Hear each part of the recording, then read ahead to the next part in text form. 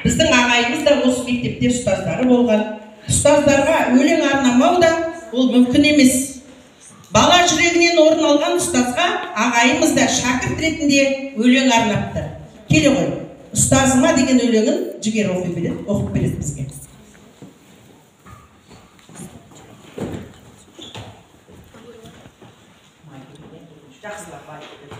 Көрушем қабағыңның түйілгенін, ойласам екен ойыл киінгенін, зейінмен тапсырмаңды орындасам, есімде күлім қағып сүйінгенін, мақтасаң төбем жетіп көпке менің, бір тұйып мінім дайтсаң өкпеледім, жаймаған жапырағың жас шыбықтен, тілепсің өмірімнің көптегенін. Жан едің жарқын мінез кешірімді, ұмытпаған абзал ұстаз есіміңді. Мен үшін арман қазір күлім деген, бір көру келбетіңді осы күнгі, өмірден алтын бөліп енші бүгін. Кетпейді құлағымнан өшеленің, сондағы ергемес тентегіңді, еңбектің майданына көрші бүгін. Тамаша бұл.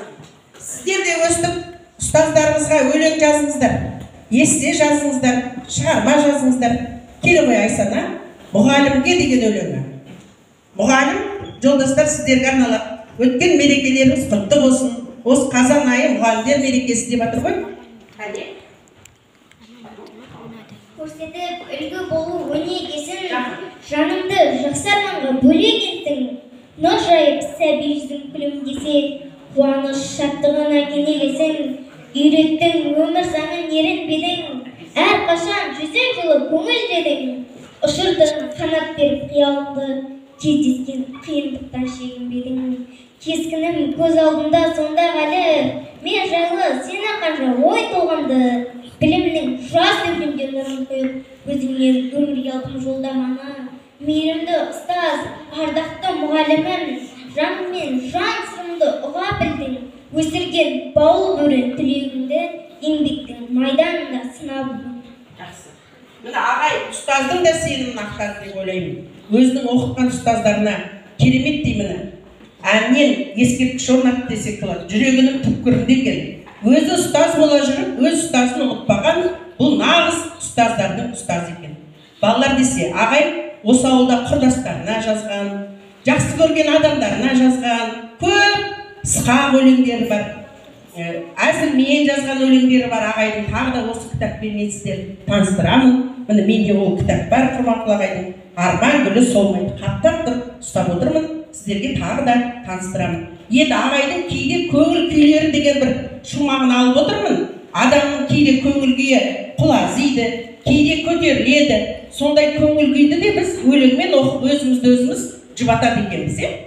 Ағай да осындай өзінің өмірдегі өкінішін өлеңмен жұбатып, өлең өзіне қанат бітіріп, алдыға қарай ұмтылуына себепші болған екен. Балалар, көңіл күйлерін құралай келе ғой. Әлихан және Нұрайдар келе. Нұрайдар тек бүгін болғанша жаттап отыр ғой өлеңін. Қандай тамаша келе. Көңілімнің күйлері дейді. Мен қандай ішкі сезімін білдіреді бұл. Көңіл күйлері балалар адамның ішкі өзімен өзі сөйлесу, яғни монолог, білеміз қазақ тілден.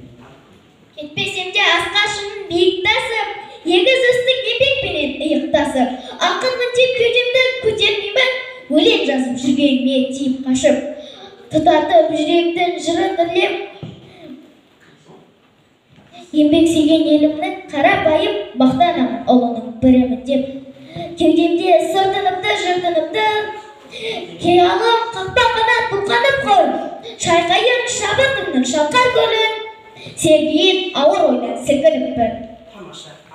Әлихан ағай кетерде айтқан өлең осы мектептен кетер кезде қара шашты жігіт болып келіп едім, қолыма таяқ ұстаған ақсақал болып бара жатырмын деп қимас бір 15-16 шумақ өлеңі бар. Оны бәріңіз зейнетке шыққанда оқимыз деп ойлаймын. Мектептің қадірін, жұмыстың қадірін, балалардың қызығын жазған ағай. Ал айта ғой. Жолдасым жұбын жазбас өлең деген, өлеңсіз жаным нұрға бөленбеген, көңілін жыр жазбасам қолазиды, кісідей борышы бар төленбеген. Ағай күнде өлең жазады екен сол кезде. Жақсы, сіз айтыңыз. Сенде өтті жазым көзім көктемім, кәріліктің қыстауына беттедім. Өзің менен қоштасатын жетті кез, қасиетті шаңырағым мектебім. Қалың қара шаш бар еді басында, жан жолдасым жарым болды қасында. Айқар ашып есігіңді екіндеп, келдім саған тура 20 жасымда. Көрдіңдер ма? Жан жолдасы болған. Екеуі бірігіп педучилищенің оқуын бітіріп, екі мұғалім ауылға келіп, ауылдың балаларының білімін ашып, көзін ашып, туған жерге туын тіккен ер ақын деп айтқан себебім осы. Рахмет сізге, отыра қойыңыздар. Енді әрбір адам өзінің баласын жақсы көреді, және балаға ең қасиетті немере деген кісілер бар екен. Сол немереге де арнап бал бөбегім деген өлең жазған. Келе ғой. Серік ағайды білесіздер ма, тарих пәні мұғалімі? Сол кісі ағайдың ең үлкен ұлы. Сол кісінің ең алғаш Қуаныш деген баласы өмірге келген кезде сол әнді жазған екен. Тыңдаймыз.